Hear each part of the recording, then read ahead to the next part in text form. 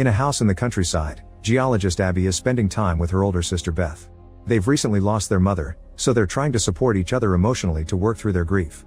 Tragedy strikes again when Beth is diagnosed with an advanced stage of leukemia. None of the doctors takes her case because there's nothing they can do to help. However, Abby refuses to give up and learns of a foreign clinic that provides less ethical treatments. To pay for sending Beth there, Abby has to take a very risky job. Sometime later, Abby arrives at the Georgian Caucasus, close to the border with Russia. She's been hired by a private metal mining company to look for uranium deposits.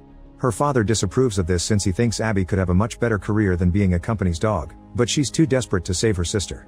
She even asks for an advanced payment, but her boss can't pay her if she doesn't find something. Abby and her co-worker Sergey spend long hours searching for uranium to no avail.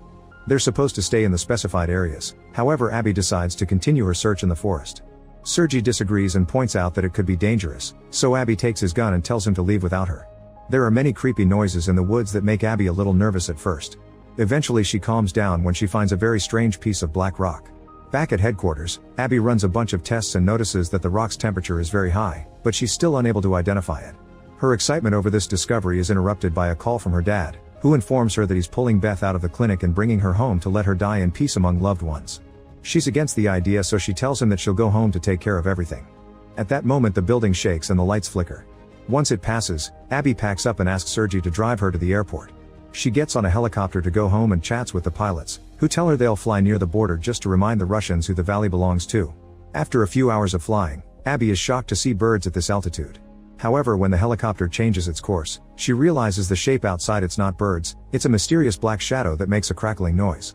The pilot says it's getting closer before the helicopter starts shaking and the black surrounds the windows before it flies away. Then the chopper's systems go down, including the radio. They should land immediately, but the engine stops working as well. Abby puts on her seatbelt as the helicopter loses speed and altitude, making it hard to breathe. She concentrates on her breathing and thinks about her sister, closing her eyes to avoid seeing the helicopter crash right in the mountains. While unconscious, Abby dreams of telling her father not to do anything drastic while she's gone and promising to be back soon. Eventually she wakes up bleeding inside the wreckage and notices that part of the chopper is on fire. To make matters worse, one of the pilots is dead. Abby checks on the other guy and bandages his injury, telling him to apply pressure. Then she goes outside to yell for help to no avail. When she returns to the helicopter, the pilot tells her how to use the emergency radio, but no matter how many times she tries, nobody picks up her call. Then Abby checks a map and calculates that the closest road is 60,000 kilometers to the south. She decides to break a bunch of boxes and start a big fire, hoping someone will see it from a distance. The next morning, Abby discovers the second pilot has also died. She has a panic attack and cries as she realizes she is trapped alone in the wilderness. Later, while trying to sleep inside the chopper, she dreams about Beth and her weak health, which wakes her back up. She goes outside to get warm by the flames, but her fire has gone out. Refusing to give up, Abby gathers every useful item she can find in the helicopter, including a gun and a flare. Once she's covered her body in enough layers of clothes, she follows a compass to try to find the south road.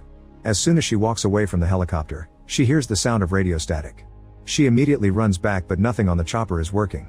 When she hears the static again, she realizes it comes from a radio on the pilot's belt.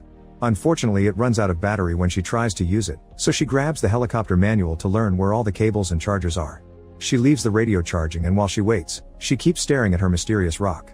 Eventually the radio works again and Abby makes contact with an American pilot named John, whose aircraft also crashed in the area. His legs are trapped and he can't move, also his antenna is broken. Abby knows she can fix the antenna to call for help and asks where he is, so John explains that he can see a lake. After finding it on the map, Abby starts a new journey to find him. John keeps asking her not to do it because this is dangerous occupied territory, but she ignores him. While she walks, John chats with her and asks her about her job. She's in the middle of climbing a hill when she explains that the money is for her sister, so she has to stop and rest to put her emotions together. After John mentions the rare 1 in a million chance, Abby gets enough hope to keep her going.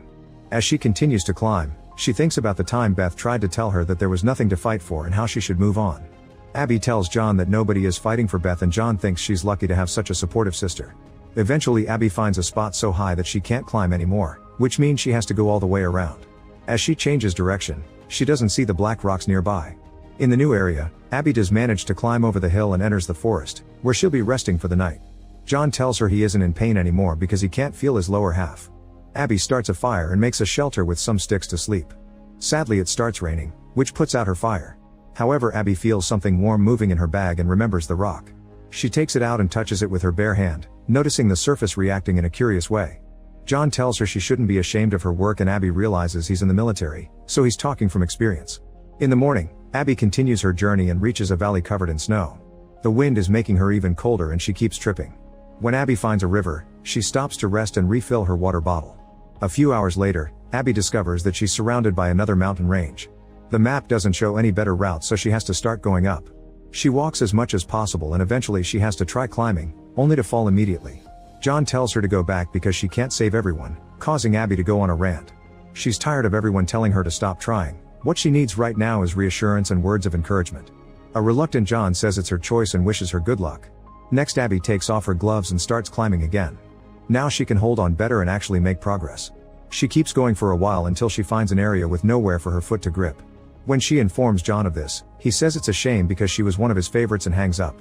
A confused Abby tries to contact him again to no avail. Afterward, Abby takes out a tool and inserts it into the rock, but it falls when she steps on it. She takes a moment to take deep breaths and think, which helps her remember the mysterious rock. Her mind also remembers the time the doctor told her there isn't such a thing as miracles, however one is happening right now because moving her hand is enough to make the rock change shape. After tying some thread to the rock, Abby sticks it in the mountain wall and uses it as leverage, so she can safely step on it and finally climb the final area to reach the top. The thread pulls at the rock as she stands up, bringing it back. At that moment she sees the mysterious shadow fly through the sky while making a crackling sound. Abby takes out a pair of binoculars and notices some lights in the distance, which belong to a military base. She gathers sticks and grass to start a big fire, hoping it may get someone's attention. She also makes an arrow out of rocks to indicate the direction she's taking as she leaves. A few hours later, John contacts her on the radio, saying she has to stop drawing attention to herself. He reminds her that the Russians control this area, so if they see her signal they'll go out to kill her, not to help her. This makes her so nervous that she slips down a rock-covered hill and hurts her leg. Tired of John scolding her, Abby turns off the radio and takes care of the wound. At that moment she hears some radio static and notices a soldier patrolling the area, so she immediately runs away. Between her injury and the snow, it's very difficult to walk and she has to use a stick for support. After crossing the forest, she finds some old abandoned buildings and decides to go inside to both rest and hide. There are lots of destroyed objects and even pictures left behind by families murdered during the Russian invasion. After checking every room and every drawer, she finds some things to start a fire and even some moldy bread that makes her gag.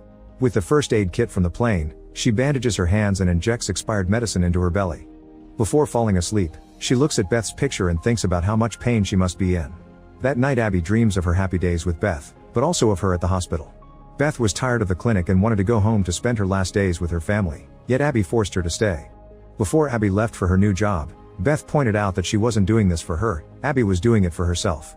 The next morning Abby wakes up when she hears a radio. She looks outside and notices the soldier coming closer, causing her to panic. She rushes to block the door and hides under the window while covering her mouth. The soldier takes a quick peek but luckily doesn't see her and moves along. While the man is checking the other windows, Abby carefully reaches for her bag using the stick and takes out the gun, only for the magazine to fall out. The noise gets the soldier's attention and he tries to open the door to no avail. While he looks for another entrance, Abby gets the gun ready. Soon the soldier finds her and points his weapon at her, saying something in Russian. Abby panics again and opens fire. The bullet hits his gun and then his leg, bringing him down. Then Abby takes the guy's weapon and backpack while he keeps repeating the name Ivan.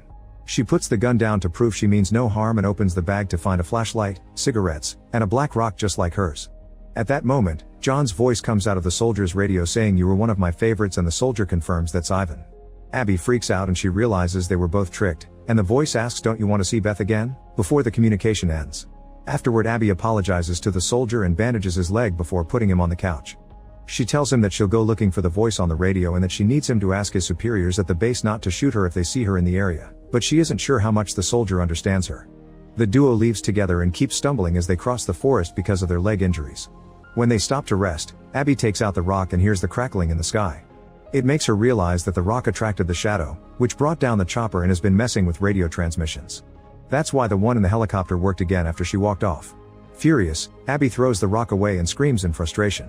Then the duo starts crossing a valley covered in snow. As their feet move the snow away with every step, they realize they're walking on ice and this is the lake. Abby keeps a good distance from the soldier, not wanting to put too much weight on the same spot that could cause the ice to crack. Suddenly she hears the crackling noise, and when she turns around, she discovers that the guy has disappeared. Abby looks around for him only for the ice to break under her feet and she falls into the hole. Luckily she manages to hold on to the surface, and after lots of struggle, she climbs out. The wind starts blowing harder and soon Abby loses visibility. She yells for help but never stops moving. Eventually she finds the edge of the forest and the cigarette that the soldier left behind. Too tired to do more, Abby removes the wet clothes and gets inside a sleeping bag, hoping to get her body warm again. At that moment John's voice reappears on the radio, saying that the same happened to him some time ago. An angry Abby throws the radio away, but she can still hear John's voice sharing a story. After his plane crashed, John had to watch his crew die one by one. His heart slowed down and he thought it was over for him too, but at the last second he found deliverance. Abby falls asleep and dreams of her happy days with Beth again. She wakes up when she hears a helicopter, so she runs through the forest as she tries to get their attention. However, they can't see or hear her and the chopper leaves. The cold is starting to affect Abby deeply and she falls to her knees while hearing Beth telling her to go home. She passes out and falls through a hole that turns out to be a cave. Abby's body rolls down on hard rock and lands in a small pool. Floating next to her it's John's rotting body covered with chunks of the mysterious black rock. The bottom of the pool also has this black substance, which floats up to try to enter Abby's body. It seems this rock is some kind of identity that has been using real people's voices to lure Abby and the soldier the same way it caught John 65 years ago. When Abby wakes up, she's sitting on arid ground. As rocks float around her, the entity uses John's voice to congratulate her for making it, saying it had been afraid she'd end up like the others. Abby accuses it of causing the crashes on purpose and wants to know why it lured her here, but the entity says all decisions that brought her here were her own. As the floating rocks form half a human body, the voice explains that John agreed to become the entity's occupant to survive, and Abby's being offered the same privilege. Abby tries to walk away from the floating rocks, turning down the offer and saying she just wants to go home. The voice replies that she's already home as Beth's house appears behind her. An invisible force pushes her inside and she discovers there are piles of black rocks everywhere. The entity tells her she's afraid of death and desperate to beat it, which she can do if she surrenders to it. Abby goes from room to room trying to escape the voice and is shocked to find Beth outside. She immediately goes out and Beth holds her hand. Suddenly Abby wakes up in her sister's home and is shocked to find Beth perfectly healthy. While the crackling is heard in the background, Abby hugs Beth and cries. However, she has a vision of the hospital and realizes this is all an illusion from the entity. She comes to terms with the fact that she has to let her sister go, so Abby apologizes to Beth for pushing her beyond her limits and says her final goodbye. When Abby is about to leave the house, the radio with the entity's voice tries to convince her to stay, since this is everything she wants. Abby denies it, explaining she's learned her lesson: without death, there's no life. Beth also begs her not to leave, however Abby opens the door and goes out to the snowstorm, screaming for help. At that moment Abby wakes up in the sleeping bag and she remembers she has a flare. She quickly lights it up and the helicopter comes back to rescue her. For the next 2 days, Abby stays in the hospital recovering. When she finally wakes up, she's in an apartment with Sergey and his grandmother. He thinks she should rest but she wants to go home, so he drives her to the airport. Sometime later, Abby and her father visit Beth at her home, where she's taken care of by a nurse.